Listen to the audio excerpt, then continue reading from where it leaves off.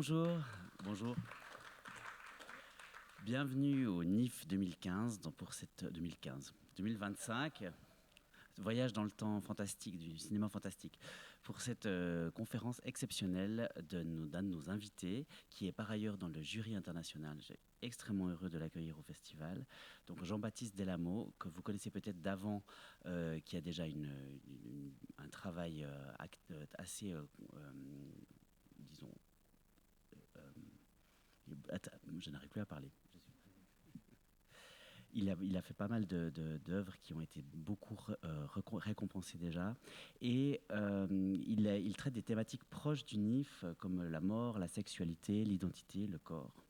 Et il a reçu notamment le prix Goncourt du meilleur roman pour une éducation libertine. Et à mon avis, il était toujours un petit peu à la limite du genre. Enfin, si tant est que le genre fantastique ou le genre tout court, les imaginaires du genre est une limite.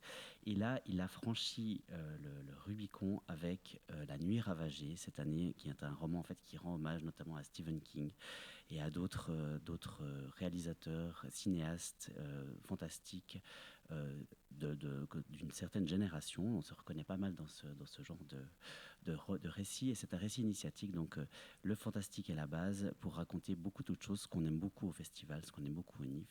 Donc on se réjouit de l'accueillir avec Thierry Rabou comme modérateur. Ils vont nous parler des rapports au corps, au fantastique et peut-être à l'adolescence et à la vie en général. Merci beaucoup.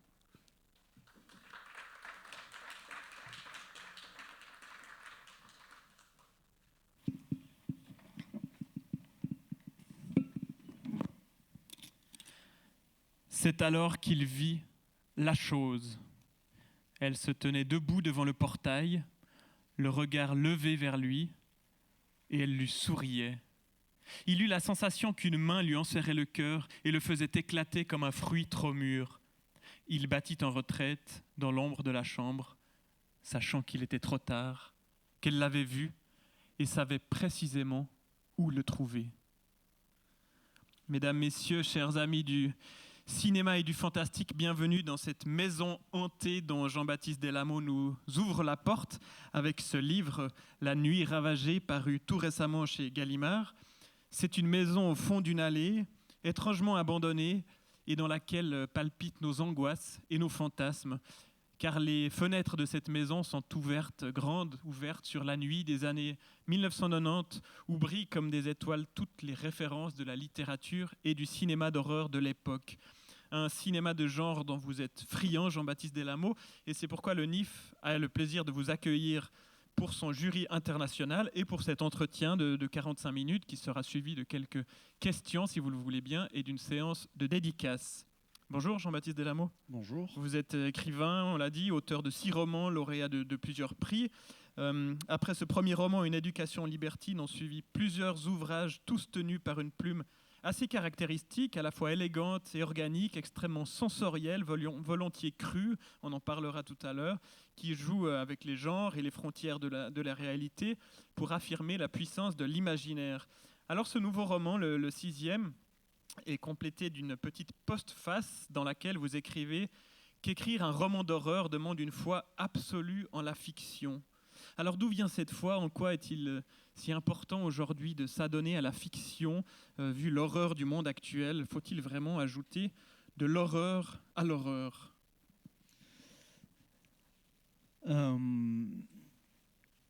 J'ai d'abord le sentiment qu'aujourd'hui notre littérature française et européenne est fascinée par le réel. On accorde de plus en plus de place et d'attention aux témoignages, aux récits de soi, aux faits divers. Ce qui, dans l'absolu, peut être une bonne chose. Je crois que ces thématiques-là, cet aspect, ces tentatives de représentation du réel peuvent être tout à fait pertinentes et passionnantes. Mais pour moi, c'est à la condition que ces livres-là aient une ambition formelle. J'attends pas de la littérature qu'elle me donne à voir le réel tel qu'il est. Ça m'intéresse absolument pas et je crois pas que ça soit sa vocation. Ce qui m'intéresse en littérature, c'est l'idée que un livre parvienne à me déplacer et qu'il tente de me dévoiler quelque chose de ce qui pourrait se cacher derrière le réel. Et pour ça, je crois que la langue, le parti pris formel et l'imaginaire sont les deux outils qui sont à la disposition des romanciers en particulier. Et écrire un texte horrifique, un texte fantastique, c'est justement faire le pari de l'imaginaire. Et je crois que ça demande en effet une forme de foi. C'est pas quelque chose qu'on peut faire par opportunisme en fait. Il faut, pour s'aventurer dans ces territoires-là, horrifiques ou fantastiques, il faut avoir un amour pour le genre. Il faut en connaître aussi les codes, je crois, pour savoir les manier et les revisiter. Et avec ce livre-là, je pense que j'avais à la fois envie de rendre un hommage à cette littérature qui a été si importante pour moi, mais aussi essayer de défendre quelque chose de la littérature de l'imaginaire aujourd'hui, parce qu'il me semble qu'il y a une forme quand même de désaffection pour l'imaginaire. Effectivement, notre réalité est d'une violence inouïe. Et je crois que c'est justement en tentant de créer des récits possibles, en explorant des territoires imaginaires, qu'on peut à la fois exorciser quelque chose de cette violence, mais aussi nous offrir la possibilité d'inventer des nouveaux territoires littéraires et fictifs. Le roman comme exorcisme de la violence. Alors avant qu'on rentre dans cette question du genre qui nous intéresse particulièrement aujourd'hui, ouvrons peut-être ce roman pour vous le décrire en 2 mots. Donc c'est un hommage très affirmé effectivement au genre horrifique. Il met en scène 5 adolescents dans la France périphérique des années 90, 5 collégiennes et collégiens que vous prenez le temps de caractériser en profondeur, toutes et tous issus de familles plus ou moins dysfonctionnelles et qui se retrouvent en fin d'après-midi sur des canapés défoncés pour fumer, boire des sodas, discuter de leurs films d'horreur préférés. Mais bientôt, c'est leur vie elle-même qui se transforme en film d'horreur, tous attirés comme aimantés par une maison abandonnée, une maison hantée, restée figée dans les années 70, et dans laquelle ils trouveront la matérialisation de leurs fantasmes, de leurs angoisses, de leurs désirs les plus profonds. Alors Jean-Baptiste Delamo, vous écriviez il y a quelques années « Il n'y a rien de pire qu'un roman dans lequel on entre comme dans une paire de pantoufles ». Alors rassurez-vous, ce n'est pas du tout le cas ici. On entre vraiment comme pieds nus sur du verre, tant l'ouvrage est acéré, aiguisé, en suivant les codes des maîtres du genre horrifique, notamment Stephen King, dont l'ombre plane vraiment sur cet ouvrage. Alors pourquoi avoir décidé de placer ce livre sous la figure du King du roman horrifique, et comment ne pas être tétanisé par un tel patronage? C'est quand même pas rien d'écrire en hommage ou sous l'ombre, disons, de Stephen King. Tout d'abord, je crois que le premier désir, c'était celui de parler des années de mon adolescence et de faire revivre à la fois ces années-là, ce qu'a été mon expérience intime de l'adolescence, et d'explorer aussi un territoire dans lequel j'ai grandi, qui est celui du lotissement, et qui est encore relativement peu présent en littérature française. Et bien évidemment, quand on parle de romans générationnels, de fantastique liés à l'adolescence, de communautés aussi périurbaines, on ne peut que penser à Stephen King, et qui se trouve avoir aussi été un des auteurs très importants pour moi dans ces années-là. Donc bien évidemment, j'avais un certain nombre de ces romans en tête, et en particulier ça, qui est, je trouve, un roman sur l'adolescence absolument extraordinaire. Et King est un de nos grands conteurs.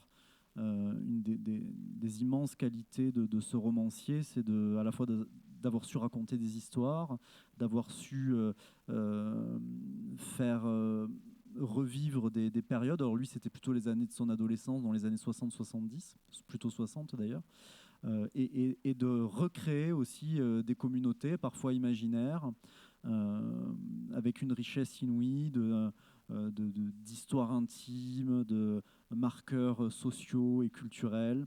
et de lier tout ça à un facteur horrifique ou fantastique. Donc finalement, quand j'ai décidé de m'aventurer sur cette idée d'un récit fantastique, je ne voulais pas du tout balayer d'un revers de main ces figures-là, ces romanciers qui ont été importants pour moi, et même les codes même du genre, en sachant que j'allais écrire un récit entre guillemets de maison hantée. Ce qui m'intéressait plutôt, c'était de regarder du côté de l'hommage et de voir de quelle façon est-ce que je pouvais m'inscrire dans la lignée de ces influences-là, de ces figures tutélaires, et ouvrir le texte avec une citation de King me semblait une évidence.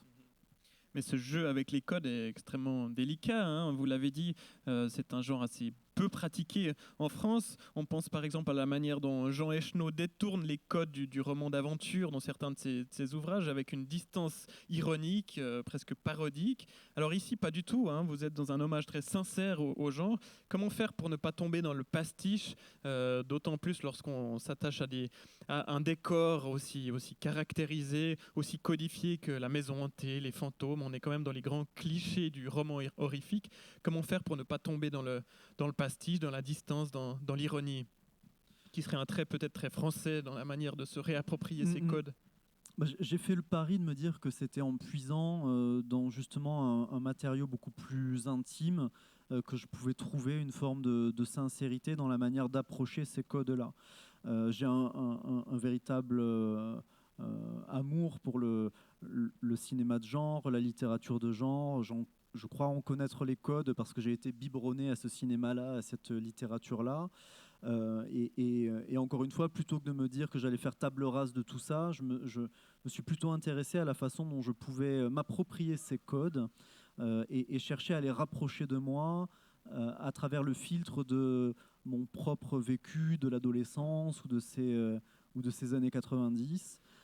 Et en faisant effectivement le pari que c'est à travers ça que je réussirais finalement à trouver une forme de singularité, peut-être par rapport à des récits qui sont beaucoup plus ancrés dans une culture américaine finalement. Avec cette grande difficulté de ne pas que ça vire au nanar, hein, dans cette émission Le Masque et la Plume sur France Inter, vous connaissez certainement, l'un des critiques a eu cette phrase assez assassine sur votre ouvrage: « J'avais parfois l'impression d'être un dîner de gala de la Confédération des tripiers de France ». Voilà, parce qu'évidemment, quand on vire dans le registre du gore, et quelques pages dans votre ouvrage s'y adonnent assez volontiers, comment trouver la bonne limite pour ne pas être dans l'excès finalement? Mais je ne pense pas qu'il y ait besoin de trouver une bonne limite. Je crois que le cinéma horrifique a aussi excellé dans l'excès, justement, et qui a une part de mauvais goût et d'irrévérence qui est intrinsèque au genre horrifique, en particulier quand on s'aventure dans le gore, dans le body horror, etc.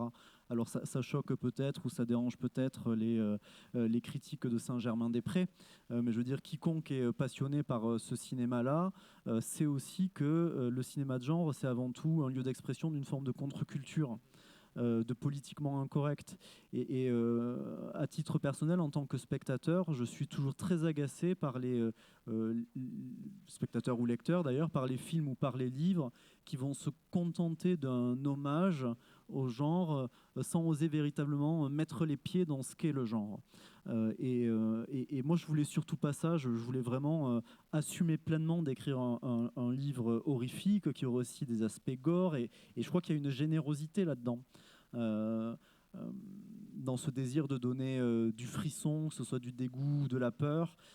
Et je voulais vraiment que le livre soit à la fois certes une fresque sociale, etc., mais qu'il soit aussi un tour de train fantôme qui assume une forme de mauvais goût, d'irrévérence. Et ça fait partie, pour moi, c'est inhérent à ce qu'est le genre, en fait. Mauvais goût, irrévérence, voilà des choses que l'on ne lit pas très souvent dans la collection blanche de chez Gallimard.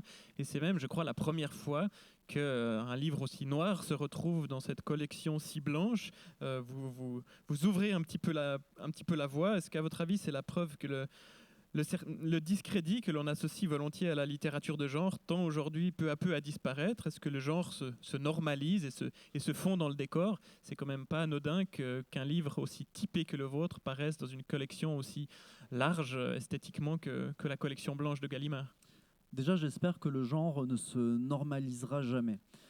Et j'en suis à peu près persuadé. Je pense que le cinéma horrifique et fantastique restera toujours un espace dans lequel apparaîtront des films ou des œuvres qui ne correspondront pas aux critères esthétiques et qui seront quelque part... Je pense que le genre doit rester quand même par définition assez indomptable. Cela étant, effectivement, je pense qu'il y a un regain d'intérêt pour le genre aujourd'hui. On le voit en particulier au cinéma, un peu moins en littérature.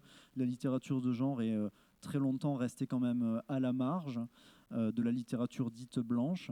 Mais au cinéma, ces dernières années, on voit effectivement une reconnaissance du genre avec certains films qui se retrouvent dans des compétitions officielles internationales, etc., que ce soit pour à Cannes ou pour The les... Substance, par exemple, à Cannes. Voilà, c'est le cas de The Substance, même aux Oscars. C'est vrai qu'en littérature, je crois qu'il y a encore du chemin à faire pour que la littérature de genre soit considérée comme respectable. Et je me réjouis finalement que ce livre-là paraisse en blanche parce que je pense qu'il fait aussi un petit peu bouger les lignes et qu'il montre qu'un livre horrifique peut aussi tout à fait faire partie de ce qu'on appelle communément la littérature blanche. Quand vous entrez dans une librairie aux États-Unis, vous n'allez pas trouver Stephen King rangé au rayon horrifique, ce qui est le cas systématiquement en France. Vous allez le trouver au milieu des autres parutions récentes. Et c'est vrai qu'on a tendance à énormément catégoriser la littérature en France. Je pense que c'est bien de faire un petit peu bouger les lignes. Alors collection blanche, mais avec tout de même un bandeau très noir sur lequel on voit apparaître cette maison hantée. Parlons peut-être de ces pavillons qui sont le décor essentiel de ce livre, parce qu'autant qu'un livre horrifique, c'est une très fine description sociologique, hein, vous l'avez dit. Cet ouvrage se passe à Saint-Auch, une sorte de banlieue pavillonnaire fictive, je crois, en périphérie de Toulouse. Et vous l'avez dit, c'est assez rare que ces zones de lotissement apparaissent dans le roman français. On peut penser à Sophie d'Ivry, à Nicolas Mathieu, mais c'est assez peu commun, alors que les suburbs sont vraiment au cœur à la fois de toute la littérature du King, on en a parlé tout à l'heure, mais de plusieurs récits horrifiques américains. Comment expliquer que ces banlieues françaises soient restées si loin de la littérature en France ? Je crois que par tradition, et sans doute par une forme de restrictions aussi sociales, les écrivains français ont souvent émergé des classes sociales hautes, on va dire. Ils ont fait, c'était ceux qui faisaient de hautes écoles, qui sortaient de Sciences Po, de familles plutôt éduquées. C'était eux qui avaient accès finalement à la fois aux études et puis à la possibilité simplement d'écrire un livre, de rencontrer un éditeur, etc. Donc c'était souvent des citadins. Et c'est vrai que pendant longtemps, la littérature française s'est focalisée soit sur une représentation des villes, soit à l'opposé sur une représentation des campagnes. Mais depuis un certain temps, on voit aussi apparaître des auteurs qui proviennent de classes sociales ouvrières ou moyennes et qui ont vécu justement dans ces années-là, dans des zones périurbaines et en particulier dans des lotissements. Donc c'est pas étonnant qu'on voit aujourd'hui apparaître de plus en plus de récits qui investissent ces territoires-là, qui, il est vrai, sont bien plus présents, en particulier dans le cinéma de genre américain. Et puis ma génération, on a aussi été nourris de ce cinéma-là, de cette littérature-là. Et donc ces influences-là, je crois qu'elles se télescopent et qu'il y a aussi ce désir d'explorer ces zones, ces architectures et de voir de quelle façon est-ce qu'on peut les utiliser comme matière romanesque. Et ce qu'il y a de très intéressant dans ce décor pavillonnaire, c'est qu'il est à la fois privé et collectif, et ça témoigne peut-être de l'essor d'un certain individualisme dans ces années. Vous avez une phrase dans le roman Il était admis que l'on ne se mêlait pas de ce qui advenait chez les autres. Chaque foyer obéissait à des lois secrètes et impénétrables. Donc il y a à la fois une sensation de communauté et à la fois chacun est vraiment fermé dans sa propre bulle, dans son propre pavillon. Vous avez vous-même grandi dans un de ces pavillons. C'était important de vous reconnecter à cette expérience de l'enfance, de l'adolescence dans un tel territoire. Oui, parce que déjà, mon imaginaire s'est construit dans ces espaces-là et que j'ai toujours eu le sentiment que c'était un véritable vivier d'histoires intimes, même si communément on les considère comme des zones où rien n'advient. Je crois que ça a effectivement été des espaces qui ont été investis avec un désir de vivre ensemble. Vers la fin des années 60, au début des années 70, quand ces lotissements ont commencé à se répandre dans les banlieues périurbaines, c'était cette idée que la classe moyenne pouvait accéder à la propriété et que finalement c'était une forme d'idéal de pouvoir acheter son petit terrain, de faire construire sa maison, des maisons souvent assez identiques, où on pourrait élever ses enfants, etc. Et en même temps, très rapidement, je pense que l'idéal s'est heurté à la réalité.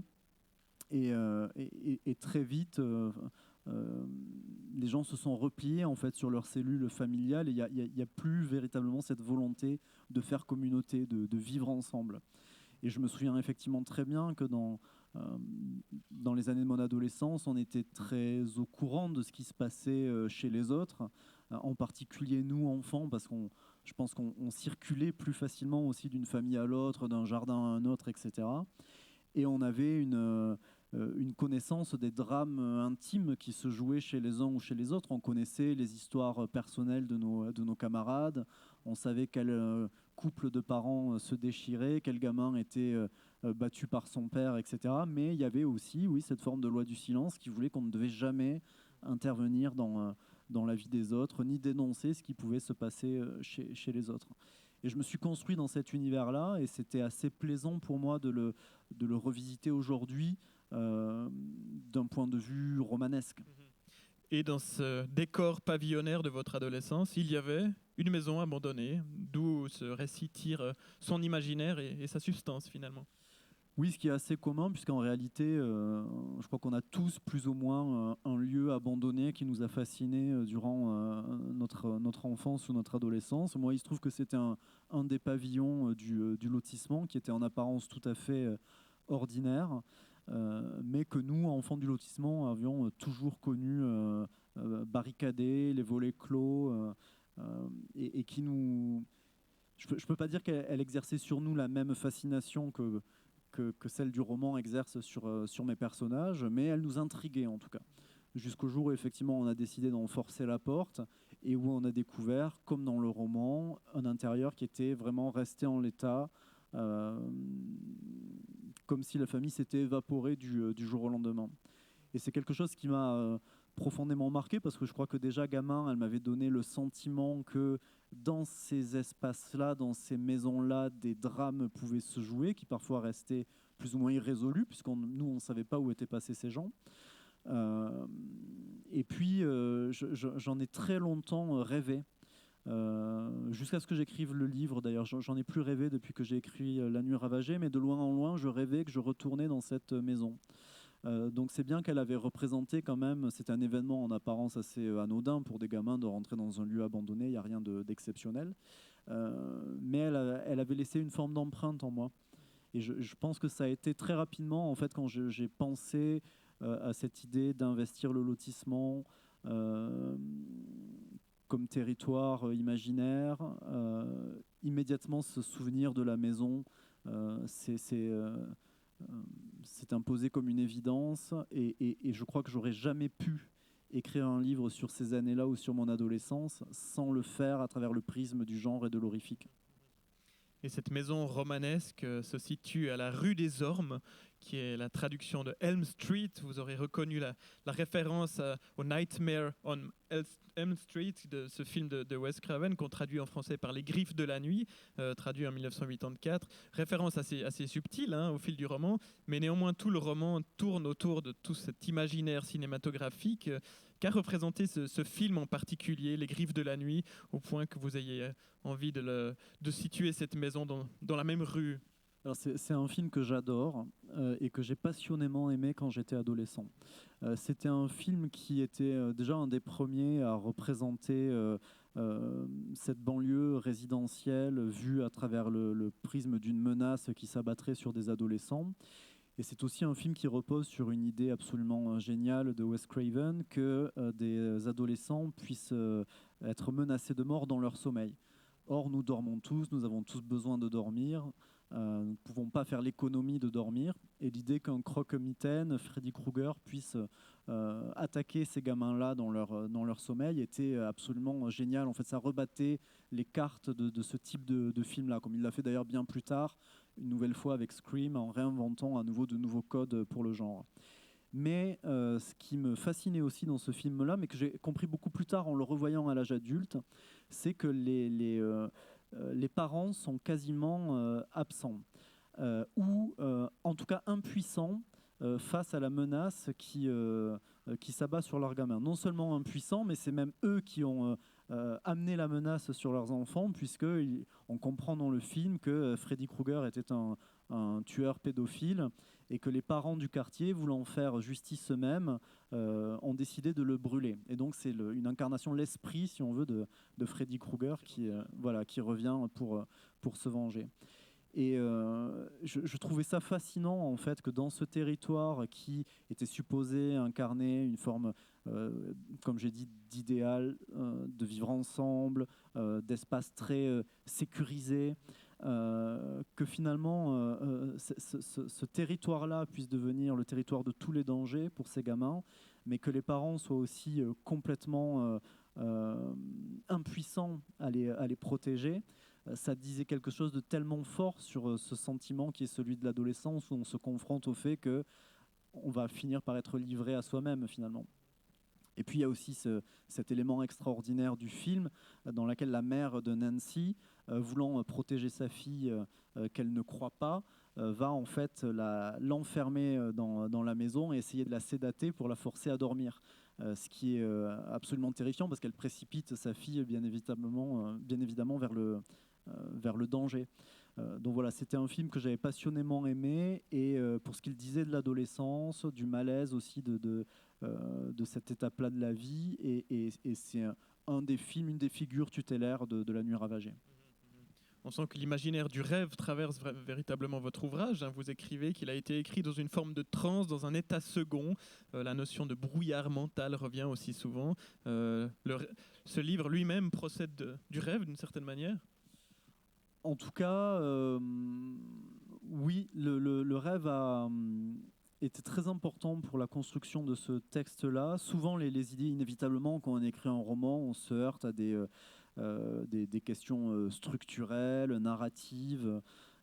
Et très souvent, j'ai trouvé des résolutions entre la veille et le sommeil. En fait, il y a des choses qui me sont apparues comme des évidences à ces instants-là.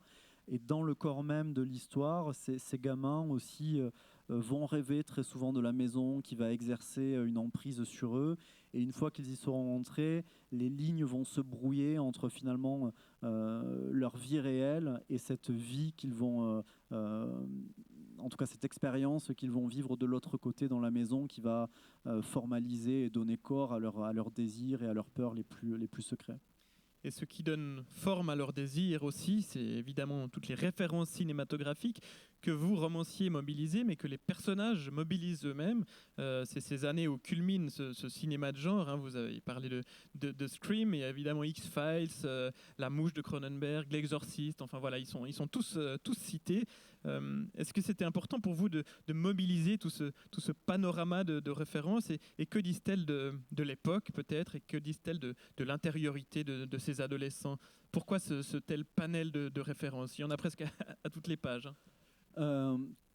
Tout d'abord, je pense que ce cinéma-là il m'a vraiment permis de survivre à ma propre adolescence. C'est-à-dire que quand je voyais ces films, et même si je n'étais pas capable à ce moment-là de l'intellectualiser ou de le verbaliser, j'avais le sentiment que ce cinéma, c'était un espace qui formalisait mes peurs. Mes peurs les plus intimes, les plus indicibles, et que quelque part, ça a été un sas de décompression aussi dans mon adolescence. Et parler de ces années-là sans avoir recours à ce matériau qui a complètement façonné mon imaginaire, ça aurait été trahir ce qu'a été à la fois mon expérience de l'adolescence et puis aussi la manière dont je me suis construit plus tard en tant que romancier. Donc c'était évident que le livre devait être référentiel. Cela étant, je voulais aussi être attentif au fait que pour quelqu'un qui ne soit pas familier de ce cinéma-là, ça puisse être tout de même compréhensible. Donc je pense qu'il y a plusieurs niveaux en fait. Quelqu'un qui connaît très bien le cinéma horrifique des années 70 aux années 90 comprendra évidemment de nombreuses références et tout un sous-texte du roman. Et pour quelqu'un qui est beaucoup moins familier de ce cinéma-là, il y a aussi des clés de compréhension qui sont données sur la manière dont finalement ces gamins vont utiliser leurs propres références pour analyser et comprendre ce qu'ils vivent. Et quand je parlais de Scream tout à l'heure, en disant que ça avait été un autre coup de génie de Wes Craven et de Kevin Williamson, son scénariste, c'est qu'ils ont, en créant ce récit, pensé que ces jeunes-là, qui eux aussi étaient nourris de cette culture cinématographique, devaient être capables de tirer les leçons des films qu'ils avaient vus pour pouvoir survivre. Pour déjouer les pièges voilà. qui leur sont tendus. Hein. Et ça, c'était absolument génial. Et bien évidemment, quand on fait le portrait d'une génération, on ne peut pas mettre de côté le fait qu'il y a tout un pan de leur culture qu'ils doivent aussi savoir maîtriser. Et c'est le cas des personnages de La Nuit ravagée qui aussi, à la lumière des films qu'ils ont vus, vont appréhender le danger autour d'eux différemment. Un des personnages dit « Peut-être que les films qu'on regarde ont fini par nous niquer le cerveau ». Voilà, Oui, alors ça c'est humoristique, bien évidemment, il ne le croit pas un seul instant. Mais il y a cette idée que le film quand même cristallise leurs propres peurs, les angoisses de toute une génération finalement, et ça permet de les transcender aussi. Oui, ça permet certainement de les transcender, ça leur permet aussi d'une certaine manière de survivre, en tout cas d'appréhender leur réalité et ce qu'ils vont découvrir de l'autre côté, dans cet espace sur lequel ouvre la maison, de manière très différente à la lumière de ces films qu'ils ont vus.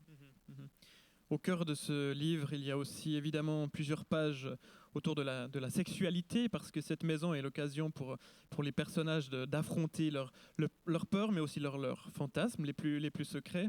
Et pour l'un des personnages en particulier, c'est l'occasion d'un éveil à une sexualité différente, en l'occurrence homosexuelle. L'occasion pour vous, Jean-Baptiste Delamot, de parler d'homophobie, de cette expérience du rejet, de la monstruosité, au travers d'un personnage dont le nom m'échappe maintenant, Max, voilà. Et vous l'écrivez très, très clairement dans votre postface. En tant que jeune gay, j'ai grandi avec le sentiment de ma propre monstruosité. Et ici, on est dans les pleines années SIDA. C'était important pour vous d'incarner aussi cette thématique au travers de ce personnage de Max. Non pas que l'homosexualité soit au cœur du livre, mais disons, elle est présente. Elle est présente en tout cas pour ce personnage-là. Tout d'abord, déjà parler de l'adolescence sans explorer la question de l'identité sexuelle et de l'éveil au désir m'aurait donné le sentiment de passer complètement à côté de ce qu'est l'adolescence. Après, effectivement, j'ai grandi en tant qu'homosexuel dans ces années-là, qui ont été les années SIDA, et bien évidemment, ça a été très constitutif de la manière dont je me suis construit à la fois en tant qu'homme et puis en tant que romancier aussi. Et mon imaginaire a complètement été, je crois, façonné par cette expérience de la différence, du rejet, du sentiment de la honte, de la menace de la maladie. Donc c'est de toute façon présent, je crois, dans un certain nombre de mes textes, et bien évidemment dans celui-ci en particulier. Et par ailleurs, le cinéma aussi des années 90 a été très marqué par l'épidémie du sida. Le body horror s'est souvent fait le messager en tout cas d'une forme de peur collective. et le roman emprunte aussi beaucoup à ces codes-là du body horror. Et ce cinéma d'horreur qui a été aussi l'expression d'un certain imaginaire queer dans le rapport au corps et à la différence, en quoi est-ce que cela a façonné votre propre identité romanesque, on l'a dit, hein, vous êtes aussi l'auteur de Pornographia, le sexe et le corps sont vraiment parmi vos thématiques principales. En quoi cet imaginaire queer a été façonné par tout ce cinéma? Déjà, le cinéma horrifique était un espace dans lequel on pouvait voir des représentations de la sexualité sans avoir forcément à regarder des films porno.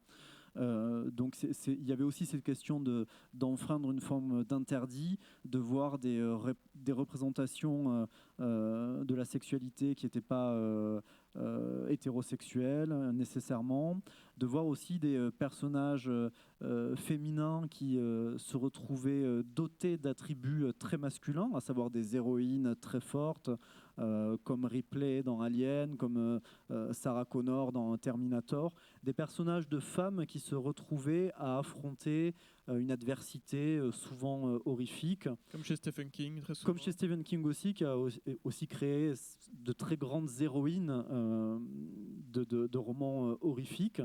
Et je pense que pour la communauté queer, c'était important de voir ces représentations-là aussi, que ça nous disait quelque chose de ce sentiment qu'on pouvait avoir de devoir se construire contre le monde, contre un monde qui nous rejetait ou qui nous désignait effectivement comme étant une forme d'anomalie, de monstruosité aussi.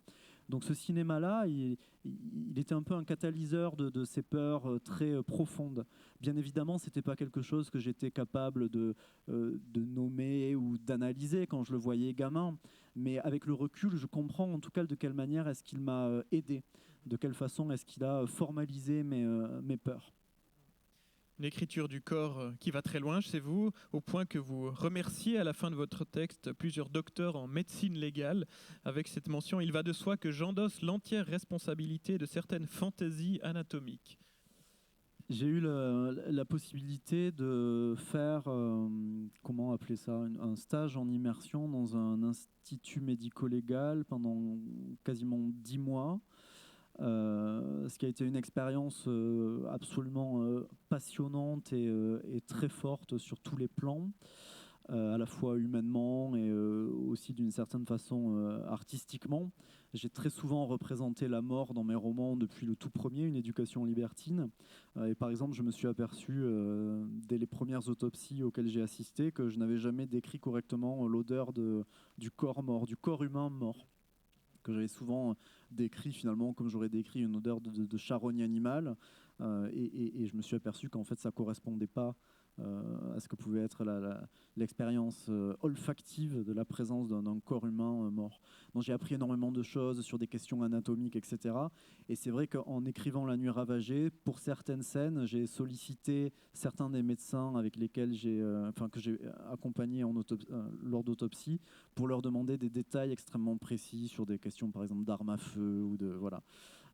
Et ils m'ont très, très aimablement répondu. Et puis, bien évidemment, il y a surtout dans la dernière partie, il y a toute une dimension beaucoup plus fantasmagorique et horrifique de représentation très organique des corps. Et là, voilà, on est dans la fiction pure, par contre. Livre très sensoriel, vous parliez de l'odeur d'un corps mort, il y a effectivement des pages extraordinairement descriptives et on sent que la dimension olfactive est aussi prépondérante pour vous. Chaque personnage a son parfum, on est vraiment dans une sensorialité complète. Alors c'est marrant parce que moi j'ai le sentiment que c'est moins présent dans ce livre-là que dans les précédents, celui-là étant beaucoup plus narratif pour moi que les précédents qui avaient une dimension sensorielle peut-être plus développée. Mais ce qui est certain, c'est que je n'ai pas grandi dans une famille de grands lecteurs. Je n'ai pas eu le sentiment d'avoir d'éducation à proprement parler intellectuelle. Et je crois que mon rapport au monde s'est construit de manière extrêmement sensitive et sensorielle. dans la campagne dans laquelle j'ai grandi, dans le contact à la nature environnante, le rapport aux espèces animales, aux essences florales qui pouvaient m'entourer, etc. Et très rapidement, j'ai compris que s'il y avait un espace qui pouvait être le mien en littérature, où je pouvais exister, c'était celui de la sensation et du rapport qui pouvait exister entre la littérature et le corps, entre la lecture et la sensation physique. Et c'est quelque chose que j'ai toujours essayé de mobiliser, avec l'espoir que la lecture de mes livres puisse aussi être une expérience sensorielle. Livre qui sera d'ailleurs adapté au cinéma, livre qui procède presque du cinéma et qui va y retourner d'une certaine manière, où l'on va perdre toute cette dimension sensorielle. Quel sera votre rôle dans cette adaptation cinématographique ? Alors il sera certainement très modeste. Alors, c'est un peu tôt en fait pour moi pour en parler, en tout cas pour donner des noms, parce que ça vient d'être signé et il appartient d'abord au producteur d'annoncer que le livre sera adapté. Mais je m'en réjouis parce que effectivement c'est un livre qui rend hommage au cinéma horrifique et que c'est heureux qu'il puisse à son tour devenir un objet cinématographique. Après moi je ne serai jamais que consultant sur le scénario. C'est-à-dire que si le réalisateur souhaite faire appel à moi sur certains aspects, je serai disponible, mais il n'est absolument pas tenu de respecter ou de tenir compte de ce que je pourrais en dire. Et puis je crois aussi que c'est important de laisser cette part de liberté à un réalisateur qui s'empare d'un de vos romans. Il faut accepter que ça devienne autre chose et que lui aussi puisse y projeter son propre imaginaire. C'est un livre de la fin aussi, un livre de la fin de l'adolescence, de la fin d'une certaine vie, d'une certaine époque. Il y a cette citation « Ils avaient atteint ce moment de leur vie où ils se rendaient compte qu'ils étaient seuls, et cette évidence leur avait sauté au visage sans que rien ne l'ait annoncé. » Alors on sent que cette maison est pour vous le symbole d'une certaine adolescence disparue. Elle est au fond d'une impasse, elle ouvre un autre monde, celui des adultes peut-être. Est-ce que c'est pour vous une manière de refermer le chapitre de l'adolescence sur un ton peut-être désillusionné ? Est-ce que vous considérez ce livre comme désillusionné ? Tous mes livres. Mais celui-ci en particulier. Ouais, oui, tous mes textes sont assez noirs et désillusionnés, ça c'est une certitude. Effectivement, l'adolescence, ça me semble être l'époque de la vie qui se heurte inévitablement à la désillusion, au renoncement, à ce point de bascule entre un temps d'émerveillement encore possible à un désenchantement total qui est celui de l'âge adulte. Et de manière plus métaphorique, j'ai l'impression qu'il dit aussi quelque chose de ce que nous sommes aujourd'hui et du fait que nous aussi, nous sommes en gros communément sortis d'une forme d'adolescence pour comprendre que on avait déjà basculé du côté du désenchantement total.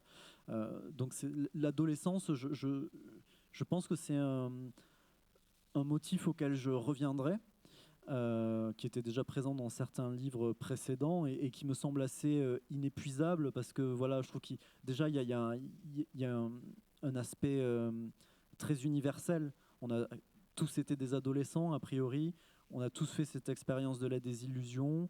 Il y a quelque chose qui nous touche éminemment dans ces récits-là d'adolescence, et que ça reste des territoires fictifs et narratifs qui peuvent nous dire quelque chose de notre expérience commune actuelle.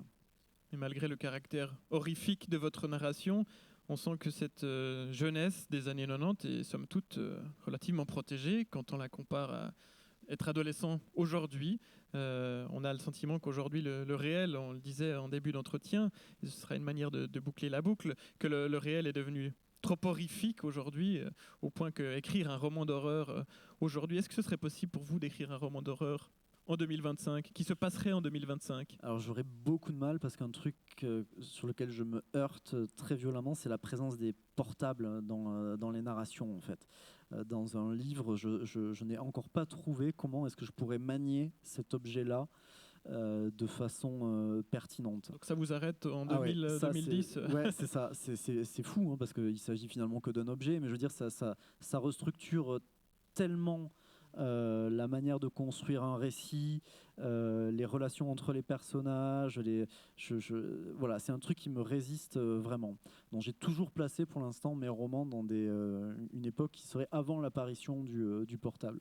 Cela étant, effectivement, les années 90, elles ont été des années relativement préservées d'une certaine façon pour nous, parce qu'on n'avait pas on sentait pas peser sur nous de menaces immédiates. Pas du tout. Les conflits guerriers étaient relativement lointains. La question écologique, environnementale était absolument absente de nos préoccupations. Mais par contre, on sentait quand même, je crois, couver une forme de menace, de malaise dans ces années-là. Et c'était quelque chose de très flou, plutôt voilà, une forme de point de mire, quelque chose qui nous attendait en fait. C'était sans doute lié aussi au fait que dans la classe sociale dans laquelle j'ai grandi, on se savait quand même plus ou moins destiné à reproduire le mode de vie de nos parents, le schéma parental, et que du coup le champ des possibles était aussi finalement considérablement réduit quand on aspirait à autre chose.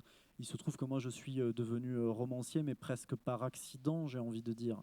Je n'ai jamais pensé, l'idée de devenir écrivain, qui aurait peut-être pu traverser l'esprit d'un gamin qui aurait grandi dans une classe sociale supérieure ou qui aurait eu accès à la littérature, etc., ne m'a jamais effleuré l'esprit une seule fois. Pour moi, ça n'était même pas envisageable dans mon enfance ou mon adolescence. Donc effectivement, voilà, il y avait aussi cette question, en tout cas ce sentiment d'une forme d'enfermement et de savoir où se trouverait notre liberté en fait. Est-ce qu'il y avait une liberté possible dans cette vie-là qui nous attendait? Et je pense que la Nuit ravagée, c'est un roman qui parle aussi de ça, de la manière dont on peut parfois aspirer à autre chose, échapper à des conditionnements sociaux ou familiaux. Et est-ce que c'est véritablement possible? Romancier cinéphile, on l'aura compris, et membre du jury international aussi. Quelques mots peut-être, évidemment, sans nous dévoiler l'idée même d'un palmarès qu'on découvrira en fin de semaine. Vous n'avez pas encore vu tous les films, mais quelles sont vos premières impressions après avoir vu plusieurs de ces films sur l'énergie qu'ils dégagent? Qu'est-ce que vous en ressortez? Alors, mes premières impressions, c'est que c'est une sélection assez éclectique, ce qui est intéressant, mais qu'on retrouve malgré tout des points communs. Je trouve qu'il y a un certain nombre de films qui empruntent beaucoup à la fable ou au conte. C'était pas quelque chose à quoi je m'attendais. Et je trouve ça intéressant, en fait, les questions que ça peut poser sur pourquoi est-ce qu'aujourd'hui, en tant que réalisateur, on peut éprouver le besoin d'aller revisiter, d'aller puiser du côté du conte pour essayer d'illustrer des thématiques très contemporaines. Comme si finalement il y avait un besoin de retourner à des formes narratives presque archaïques, ou en tout cas qui sont très constituantes d'un imaginaire collectif pour illustrer des peurs d'aujourd'hui. C'est en tout cas une expérience très plaisante de voir des films aussi différents, de comprendre comment ils se répondent, et puis aussi de les voir avec un jury qui est aussi très diversifié. Et je suis impatient qu'on se retrouve enfin autour d'une table pour en discuter. Pour l'instant, on reste très respectueux les uns des autres. On évite de trop débriefer à l'issue des séances. C'est aussi bien parfois de laisser des films grandir en soi. Vous pouvez avoir le sentiment à la sortie d'une projection de ne pas avoir été conquis par un film et finalement vous apercevoir 3 jours plus tard que c'est celui qui vous a laissé les plus fortes impressions. Donc ce temps-là d'appréciation, il est aussi important et nécessaire. Et avant ce palmarès, peut-être pour terminer, quel est votre propre palmarès intime, s'il fallait donner à notre public les noms de 2 ou 3 films qui ont été fondateurs dans votre imaginaire horrifique, cinématographique? Je pense qu'ils sont à peu près tous, ils sont tous cités. Ouais, je pense qu'ils sont à peu près tous cités dans La Nuit ravagée, ceux qui ont en tout cas été très importants pour moi dans ces années d'adolescence et qui restent aujourd'hui. Alors je les ai peut-être pas tous revus pour l'écriture du roman, mais j'en ai revu quand même un certain nombre. Et j'ai compris pourquoi justement est-ce qu'ils avaient été des références qui avaient à ce point façonné mon imaginaire. Parce qu'aujourd'hui encore, en les revoyant, alors il y a toujours cet effet. On peut toujours appréhender en fait de revoir des films qui nous ont tellement touchés quand on était adolescent, parce que depuis un point de vue d'adulte, il y a toujours le risque de la déception. Mais quand même, pour beaucoup d'entre eux, en tout cas ceux qui figurent vraiment dans La Nuit ravagée, c'est je trouve des films qui ont admirablement vieilli et qui résonnent encore très fort en fait avec notre... Donc, pour connaître le palmarès personnel de Jean-Baptiste Delamot, achetez son livre, vous l'aurez compris, paru chez Gallimard, qu'il dédicacera tout à l'heure avec plaisir à la sortie de la salle. Avant cela, y a-t-il, mesdames, messieurs, parmi vous, quelques questions que vous auriez aimé adresser à Jean-Baptiste Delamot? Bonjour, merci Bonjour. beaucoup pour cette conférence, c'était super intéressant. Je voulais revenir sur ce qui vous avait donné envie d'être romancier, parce que vous parlez beaucoup de films qui vous ont accompagné pendant votre adolescence, et comment vous êtes venu au roman. Alors, je crois que vraiment mon entrée en littérature, ça a été par la littérature de genre, la littérature fantastique et horrifique. C'est les livres vers lesquels je me suis le plus spontanément tourné, en particulier en allant dans les bibliothèques municipales. Et je crois que cette littérature-là, elle m'a fait prendre conscience du fait que les livres m'étaient accessibles et que je pouvais aussi me tourner vers une littérature dite plus classique, que les livres ne me résistaient pas. Et puis... il y a sans doute eu certaines lectures qui m'ont marqué plus que d'autres. Et je parle souvent de l'expérience de la lecture de la Métamorphose de Kafka, qui a été une étape très importante pour moi et qui justement m'a fait prendre conscience de ce lien qui pouvait exister entre l'expérience de la lecture et une dimension très physique en fait. Dans cette scène effroyable dans laquelle le père de Grégor, qui essaie de faire rentrer son fils dans sa chambre, lui lance une pomme qui va s'enfoncer dans le corps de son fils, dans son dos, à un endroit où il ne peut pas l'atteindre, et la pomme va pourrir dans son corps.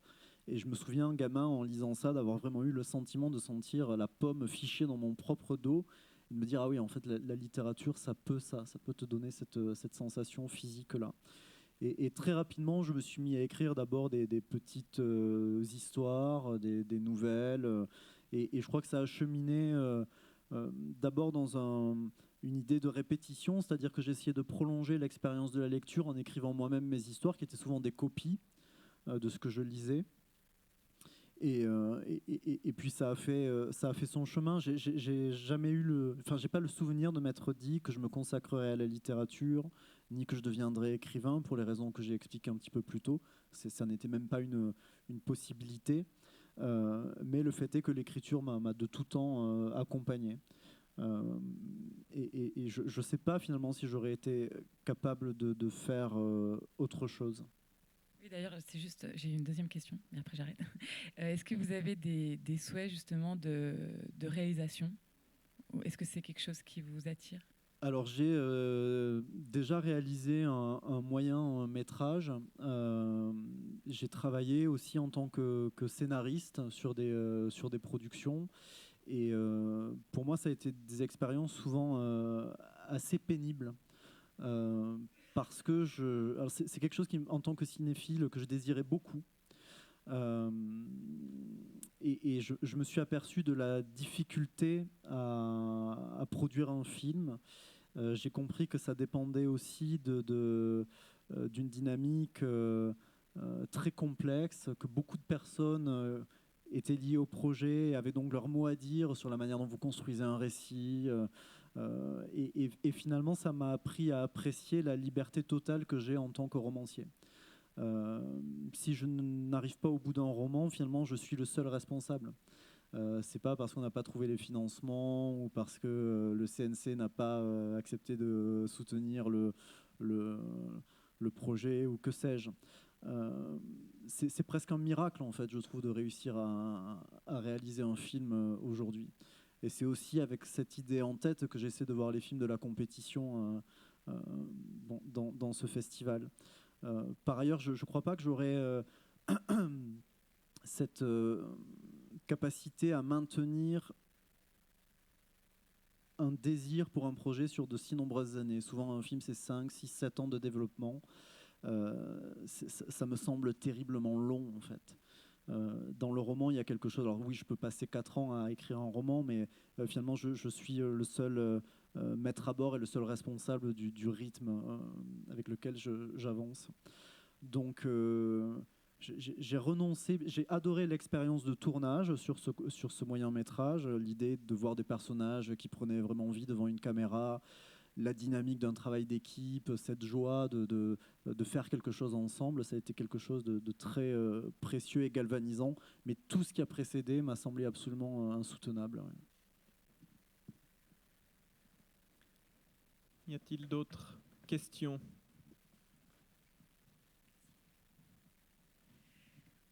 Oui, alors merci déjà pour cet entretien. Et moi, j'avais des questions par rapport à l'appréciation de votre livre. Est-ce que vous pensez que justement des adolescents ou tout juste post-adolescents d'aujourd'hui qui justement ont grandi avec une autre époque et une autre horreur de la réalité, je pense en particulier ceux qui ont pris de plein fouet l'épidémie de Covid sur l'adolescence ou des choses comme ça, qui a forcément affecté leur réalité de manière tout autre. Est-ce que vous pensez qu'ils seront réceptifs à votre roman ou aux films d'horreur qui sont référencés de la même manière, vu que voilà, le télescopage entre leur réalité et cette fiction ne sera pas le même que pour justement des personnes qui ont grandi dans les années 90 ou même début 2000 ? C'est une bonne question et je n'ai pas vraiment de réponse. Sur les rencontres que j'ai faites, j'ai assez peu croisé en librairie d'adolescents, pour être tout à fait honnête. J'ai eu une rencontre qui avait été organisée en partenariat avec un lycée où une classe est venue et où on a discuté du coup de quelles étaient eux leurs références cinématographiques horrifiques. Et c'est vrai qu'ils ont grandi avec Conjuring, avec Stranger Things, avec des films très, très différents. Mais je pense cependant que quelles que soient les références, l'horreur va toujours puiser dans un terreau de peur commune et primitive qui finalement sont sans cesse explorés de façon sensiblement différente, mais on retourne toujours à des fondamentaux en fait qui peuvent nous parler, quelle que soit notre génération ou notre culture cinéphile. Cela étant, effectivement, il y a quand je parlais de ma réticence vis-à-vis du portable, je pense que c'est peut-être là où je manque quelque chose d'une forme de peur possible et nouvelle qui est très présente pour les jeunes de cette génération-là. C'est la question des réseaux, c'est la question de la représentation de soi, de ces outils-là très technologiques que j'ai complètement évacués du roman. Et ça, effectivement, on le voit, le cinéma s'en empare assez brillamment pour explorer ces peurs nouvelles. Mais moi, je n'ai pas encore trouvé le moyen d'y accéder et je ne suis même pas certain ni d'en avoir la capacité, ni d'en avoir l'envie. Donc j'espère que c'est quand même un texte qui peut parler aux adolescents d'aujourd'hui parce que y a une forme d'intemporalité dans ce qu'est l'expérience même de l'adolescence. Après, sur la question des peurs et de la manière dont elles se caractérisent, il y a peut-être un facteur un peu plus générationnel, effectivement, qui en laissera peut-être certains sur le carreau. Je ne sais pas du tout. Je sais pas.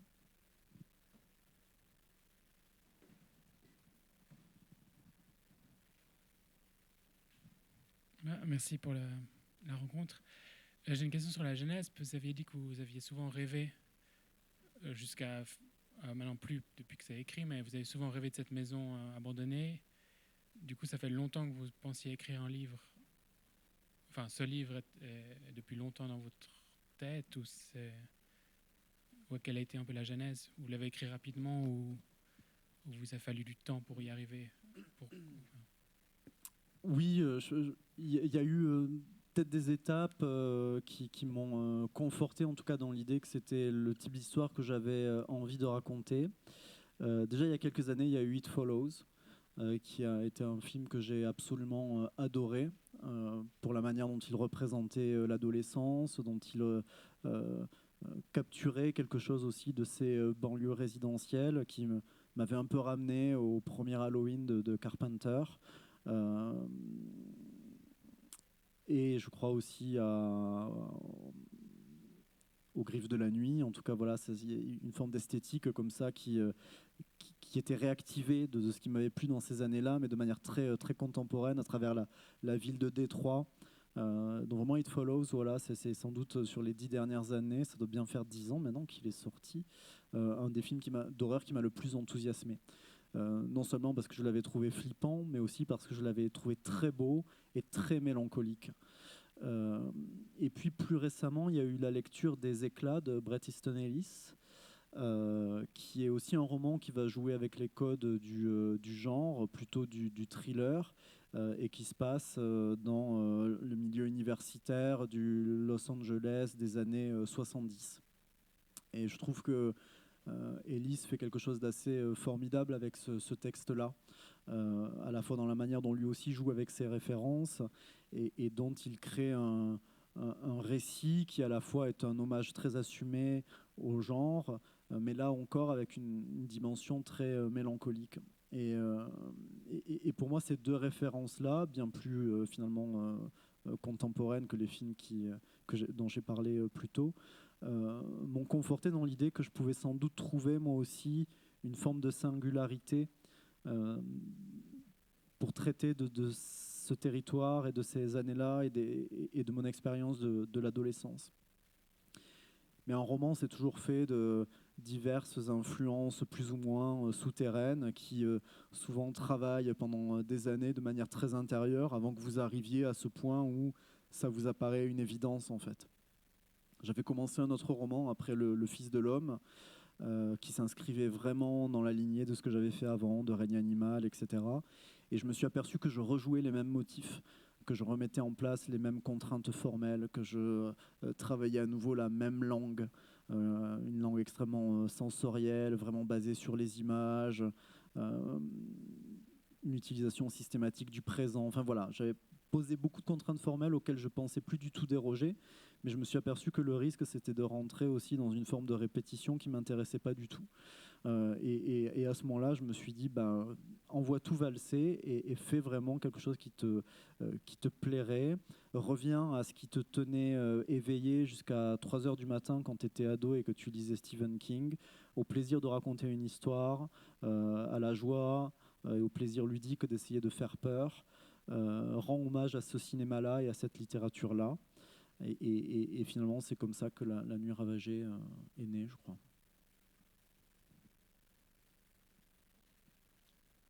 Merci, mesdames, messieurs, pour votre attention. Merci, Jean-Baptiste Delamo, pour cet entretien. Et bonne suite de festival. Merci.